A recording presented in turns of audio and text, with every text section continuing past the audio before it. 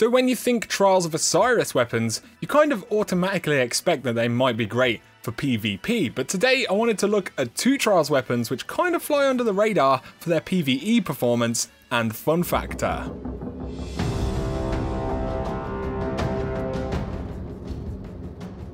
So two of the weapons from Trials this year excel particularly well in PvE content, more so than they do in PvP generally speaking, and when I say excel, what I mean to say is that these are two pretty fantastic weapons for general PvE use, and they are the Burning Eye Scout Rifle and the Exile Student Hand Cannon from Trials of Osiris, so let's check them out. Looking at the hand cannon first, this comes with barrel options initially of Smart Drift Control, Accurized Ballistics and Smooth Ballistics, but here's where it gets good. We have Hammer Forged or braced frame, and then in the middle explosive rounds or extended mag, and finally the option of hidden hand or firefly. And the magic configuration on this weapon generally for PvE is going to be Hammer Forged, explosive rounds and firefly. Of course the Fatebringer back in the day had explosive rounds and firefly as well, and there's just something really awesome about this combination on a hand cannon, not purely in terms of performance but also how it feels as well. It's pretty beastly. So when I first looked at this hand cannon, I was kind of disappointed with the range stats because of course that's pretty important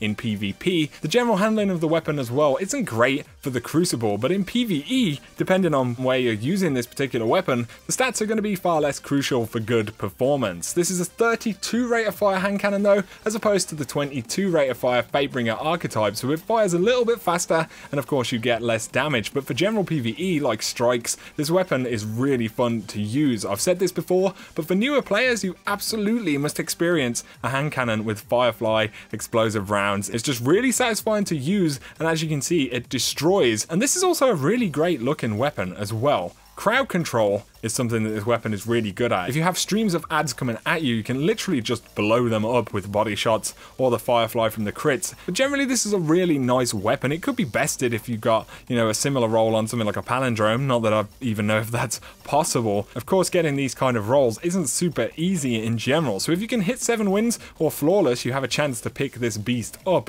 But if you already have it, absolutely don't let it fly under the radar for PvE purposes. It's surprisingly good and fun to use. But the next weapon, the Burning Eye, is an absolute beast of a scout rifle. It's a 37 rate of fire and 49 impact type of scout, so it's in that hung jury archetype, which is definitely the best all-arounder for PvE. We've got Smart Drift Control, Accurized Ballistics and Smooth Ballistics right here. In the next column is Small Bore and Reinforced Barrel, and then in the middle we have Explosive Rounds or Fitted Stock, and finally Third Eye or Zen Moment. And this is a really solid all-around scout for PvE, but it shines particularly well in Wrath of the Machine, especially wherever you have shanks. If you're running Accurized Ballistics, you'll have just enough impact to one-shot kill all of the shanks while Explosive Rounds is on as well, and it just makes life so much easier. If you don't have a similar role on another scout, then this is totally worth using or giving a try in this section of the raid at least. And while hand cannons can do basically the same thing, they can one-shot shanks, their range is far less effective, and you also have 14 rounds in the mag if you're running small bore